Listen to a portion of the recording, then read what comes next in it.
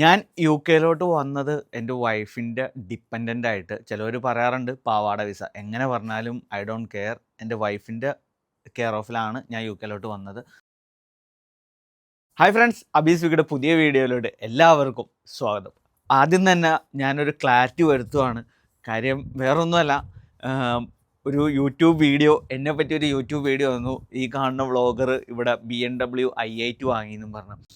അത് ഞാനൊരു ക്വിസിൻ്റെ ഒരു ചോദ്യത്തിന് വേണ്ടി എടുത്ത വീഡിയോ ആണ്. അതായത് ഈ വണ്ടി ആരാണ് ഇന്ത്യയിൽ ആദ്യം വാങ്ങിയതാണ്. അതിലെ മറ്റുള്ളവരുമായി ബ്ലെൻഡ് ചെയ്യാനുള്ള അവരുടെ കഴിവ് നഷ്ടപ്പെട്ടിട്ടുണ്ടായിരിക്കും. അടുത്തത് അവരുടെ സമ്പത്ത് കാണിക്കലാണ്. NRIs പലപ്പോഴും അവരുടെ സമ്പത്ത്, അവരുടെ സക്സസ്, ലക്ഷറി ഒരു 30 സെക്കൻഡ് റീലാണ്. അതിൽ നിന്ന് എൻ്റെ സൗണ്ട് കളഞ്ഞിട്ട് ഇത് കണ്ടോ, ഈ ആള് UK വന്നിട്ട് BMW വാങ്ങി, എന്നിട്ട് ഇയാളിപ്പോൾ പറയണത് UK വരണ്ടാന്നുള്ള രീതിയിൽ ഒരു പ്രചരണം. എന്തിനു വേണ്ടി അങ്ങനെ ചെയ്യണമെന്നൊന്നും എനിക്കറിയില്ല. കാര്യം ഞാൻ ഒരു വലിയ യൂട്യൂബറൊന്നും അല്ല, എനിക്ക് വലിയ ഫെയിമും കാര്യങ്ങളൊന്നും ഇല്ല. അപ്പോൾ ഇങ്ങനെ എൻ്റെ ഫ്രണ്ട്സ് ഇങ്ങനെ അയച്ചു വന്നു, എടാ നീ BMW വാങ്ങിയോ, കുറച്ച് പേർക്കിടെങ്കിലും മനസ്സിലത് അങ്ങനെ തന്നെ ഇരിക്കട്ടെ എന്ന് ഓർത്ത് ഞാൻ അതിനൊന്നും മറുപടി കൊടുക്കാൻ നിന്നില്ല. അപ്പോൾ ജസ്റ്റ് പറഞ്ഞോളൂ, ഞാൻ BMW ഒന്നും വാങ്ങിയിട്ടില്ല മച്ചാനെ, സാധാ ഒരു ജീവിതമാണ് നടത്തുന്നത്. പിന്നെ ചിലവർ പറയുന്നുണ്ട് നീ UK വന്നിട്ട് ഭയങ്കരമായിട്ട് ലൈഫ് സെറ്റിലായിന്ന്.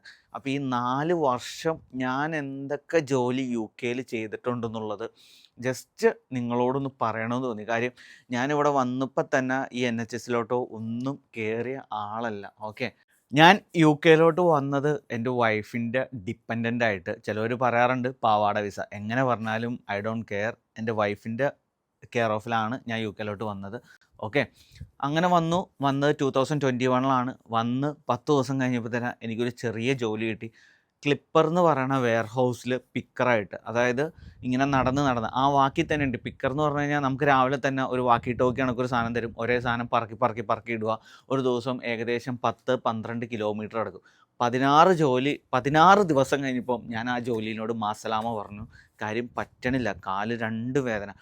പിന്നെ UK വന്നു പോയല്ലോ, ഇത് ആരോടും വിളിച്ച് പറയാൻ പറ്റൂലല്ലോ, ഇതാണ് ഇവിടുത്തെ അവസ്ഥയെന്ന്. പിന്നെ ഒരു 5 ദിവസം കഴിഞ്ഞപ്പം എനിക്ക് സ്പോർട്സ് ഡയറക്ടർ എന്ന് പറയുന്ന ഒരു വെയർ ഹൗസിൽ ജോബ് ചെയ്തു. അവിടെ അത്യാവശ്യം കുറച്ച് ഫ്രണ്ട്സൊക്കെ ഉള്ള നടപ്പ് തന്നെയാണ്. ഇങ്ങനെ സാധനം പറക്കൽ തന്നെയാണ്. പ്രത്യേകിച്ച് വലിയൊരു ക്വാളിഫിക്കേഷൻ വേണ്ട. കുറച്ച് ഇംഗ്ലീഷ് അറിയാമെങ്കിൽ ആർക്കും ചെയ്യാവുന്ന ഒരു സാധാരണ ജോലി. അതായത് ഒരു ട്രോളി ഉണ്ടായിരിക്കും, ഒരു ഉന്തുവണ്ടി ഉണ്ടാവും, അതിലോട്ട് സാധനങ്ങൾ പറക്കിയിടും. ഇപ്പോൾ ഈ വീഡിയോ കാണുമ്പോൾ ചിലവരിപ്പം തന്നെ മെസ്സേജ് അയക്കാൻ തുടങ്ങും, ബ്രോ ഭയങ്കര കഷ്ടപ്പാടാണ്, എത്ര വേണമെങ്കിലും കാശ് കൊടുക്കാം, ആ ജോലി എനിക്കൊന്ന് മേടിച്ചു തരുമോ ബ്രോ എന്ന് ചോദിച്ച്. അങ്ങനെ ഒരു ജോലി ഇവിടെ നാട്ടിൽ നിന്ന് കൊണ്ടുവരുന്ന ഒരു പരിപാടി ഇവിടെ ഇല്ല കേട്ടോ. പിന്നെ ചിലവർ ആപ്പിൾ പിക്കിങ് ചോദിച്ച് വിളിക്കുന്നുണ്ട്. അങ്ങനെയുള്ള ഒന്നുമില്ല, അധികം നിങ്ങളെ പറ്റിക്കാൻ വേണ്ടിയുള്ള ഒരു നമ്പറാണ്. ഓക്കെ, അപ്പോൾ ആ ജോലിക്ക് ചെയ്തു. ആ ജോലി നല്ല വൃത്തിക്ക് ചെയ്തുകൊണ്ടിരുന്നു. അവിടെ ഒരു 6 മാസം കഴിഞ്ഞപ്പോൾ അവിടെ എനിക്ക് പുതിയതായിട്ട് വന്ന ആളുകളെ ട്രെയിൻ ചെയ്യാനൊരു അവസരം കിട്ടി. അങ്ങനെ ഞാൻ ട്രെയിനി പാർട്ട്ണറായി. ഏകദേശം 11.5 മാസം കഴിഞ്ഞപ്പം ഒന്ന് ജസ്റ്റ് കൂട്ടുകാരന്മാർക്കൂടെ ഇപ്പോൾ ഫുട്ബോൾ കളിക്കാൻ പോയി. ജസ്റ്റ് ഒന്ന് കാല് വീണു. മുട്ടിൽ ACL ലിഗമെൻ്റ് എന്ന് പറഞ്ഞ ഒരു എല്ല്, അതായത് ഒരു ടിയർ ഉണ്ടായി. ACL ലിഗമെൻ്റ് ടിയർ ഉണ്ടായി. പിന്നെ വെയർ ഹൗസിൽ നടന്നിട്ടുള്ള പണി ചെയ്യാൻ പറ്റൂല. അത് കഴിഞ്ഞപ്പം ആ ജോലി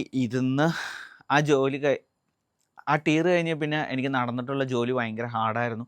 അപ്പോൾ വെയർ ഹൗസിൽ അതല്ലാതെ വേറൊരു ജോലിയില്ല. അപ്പോൾ പിന്നെ ഇത് കോൺട്രാക്ട് ബേസിസ് ഒന്നുമല്ല. അവർക്ക് നമ്മുടെ പ്രോഗ്രസ് ഇല്ല എന്ന് പറഞ്ഞപ്പോൾ തന്നെ 2 ആഴ്ച കഴിഞ്ഞപ്പോൾ അവർ ചെറിയൊരു എമൗണ്ട് നമുക്ക് ഈ ഹെൽത്ത് റിലേറ്റഡ് ആയിട്ട് തന്നു. വലിയ എമൗണ്ട് ഒന്നുമല്ല കേട്ടോ. എനിക്ക് തോന്നുന്നു ഒരാഴ്ച 99 പൗണ്ട് വെച്ച് 4 ആഴ്ച തന്നു. എന്നിട്ട് ഞാൻ അവിടെ നിന്ന് ഇറങ്ങി. ഒരു 3 മാസം വീട്ടിലിരിപ്പായിരുന്നു. എന്താണെന്ന് വെച്ചാൽ ഇരുന്നിട്ടുള്ള പണിയാണ് പറ്റുള്ളൂ. ഒരു 3 മാസത്തെ എൻ്റെ കഠിനാധ്വാനമാണ് NHS. എൻ്റെ മാത്രമല്ല കേട്ടോ, എൻ്റെ കുറച്ച് നല്ലവരായ ഫ്രണ്ട്സ്. കാര്യം നമുക്ക് കരയണ കുട്ടിക്കേ പാലുള്ളൂ എന്ന് ഞാൻ എപ്പോഴും പറയാറുണ്ട്. ഞാൻ എൻ്റെ കൂട്ടുകാരന്മാരെ വിളിച്ച് എന്നെ സങ്കടം പറഞ്ഞു, എടാ നീ NHSലല്ലേ, എന്തെങ്കിലും റിലേറ്റഡ് ആയിട്ടുള്ള ജോലി തരാമോ, ജോലി തരാം. പക്ഷേ എൻ്റെ നമുക്കറിയാം, നമുക്ക് നാട്ടിലെ പോലെ ഇവിടെ എന്താ പറയണ, നമുക്ക് അവിടെ പോയി പറഞ്ഞ് എൻ്റെ ഒരു കൂട്ടുകാരൻ ജോലിയിലായിരിക്കണം, അങ്ങനെയൊന്നും നമുക്ക് കിട്ടില്ല. പക്ഷേ അമ്മമാർ എനിക്ക് കുറച്ച് കാര്യങ്ങൾ പറഞ്ഞു തന്നു. അതെല്ലാം എൻ്റെ ഇതിനു മുമ്പുള്ള വീഡിയോസിൽ ഞാൻ ഇട്ടിട്ടുണ്ട് കേട്ടോ, എങ്ങനെ അപ്ലൈ ചെയ്യാം. അപ്പോൾ കൂട്ടുകാരൻ പറഞ്ഞു, എടാ നേരിട്ട് NHSലോട്ട് കയറണേക്കാളും ഏറ്റവും നല്ലത് NHSP കയറാൻ പറഞ്ഞു.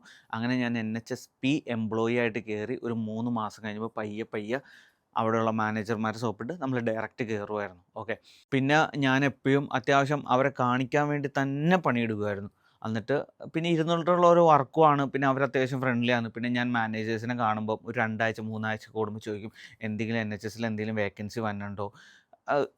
ഇവിടെ എന്നെ സംബന്ധിച്ചോളം ഇപ്പം പലർക്കും കേസിൽ ചിലർ പറയാറുണ്ട് അവരോട് റേസിസം കാണിക്കാറുണ്ടെന്ന്. പക്ഷേ എൻ്റെ കേസ് പറയാനാണ് ഉദ്ദേശിക്കുന്നത്. എൻ്റെ കേസിൽ എൻ്റെ മാനേജേഴ്സ് ഭയങ്കര ഹെൽപ്ഫുള്ളായിരുന്നു.